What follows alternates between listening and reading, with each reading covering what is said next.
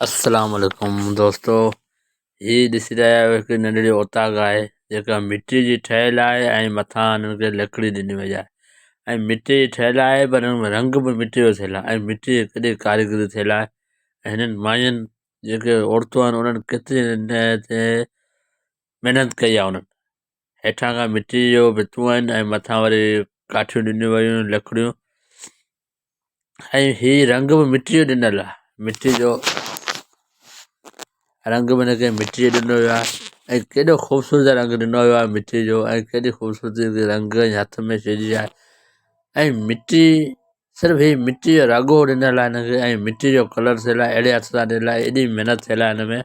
हेठि मिटी जेका ताज़ी विधी अथनि त इन करे हीअ जो आलो आहे कारो कारो नज़र अचे पियो। बाक़ी हीअ भितूं था ॾिसो केतिरो भित आहे ख़ूबसूरत एतिरो की कंहिं जाइ जो रंग बि न आहे थियलु हूंदो। हेॾा कारीगर रंग कंदा आहिनि पोइ अलाए छा मां छा पोइ मटीरियल पोइ फलानो पोइ बुर्श पोइ घासलेट पोइ सैकिड़ो अलाए छा हीअ मिटी जो घरु ठहियलु आहे ऐं हिनजो रंग मिटी जो थियलु आहे।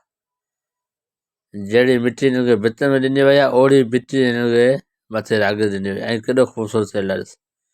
ऐं हिननि ओताकनि में ग़रीबाणे ओताकनि में अगरि तव्हां अची 2 मिंट वेहंदा त तव्हांखे चांहि मिलंदी पाणी मिलंदो मानी मिलंदी पर तव्हांखे अमीर जो ओताक ते वञी वेहंदा तव्हांखे न पाणी मिलंदो न मानी मिलंदी न के पुछंदो ई कोन।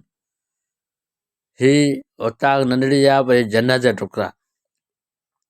हिननि वीरान साहिली पट्टी में जेके नंढड़ियूं नंढड़ियूं ओताकूं आहिनि इहे जन्नत जा टुकड़ा आहिनि जेके तव्हां हिननि घरनि नंढड़े घरनि में हिकिड़ी राति तव्हां रही विया न वरी तव्हांखे इहा राति कोन विसरंदी। ख़ूबसूरत नज़ारा आहिनि सदाईं ख़ुशि हुजो।